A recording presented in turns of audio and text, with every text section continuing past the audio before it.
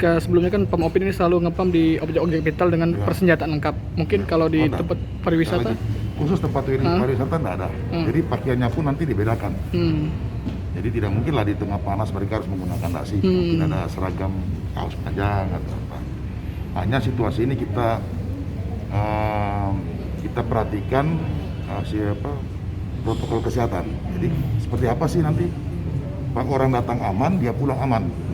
Nanti makanya anggota kita hari diberikan perhatian untuk mengamankan tempat-tempat lokasi wisata. Jadi orang yang datang ke sini dia datang sehat, aman, dia kembali pun juga sehat, aman.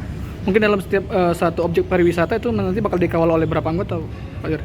Oh, yang jelas setiap hari itu kan ada anggota kita tuh 2 orang, ada 4 mobil patrolinya, termasuk yang di Jagabaring itu kan ada tuh, ada mobil pariwisata. Hanya mungkin nanti seragamnya kita sesuaikan. Ya, tidak mungkin dia di tengah panas dia harus menggunakan dasi. Mungkin dasi itu khusus di hotel. Seperti itu.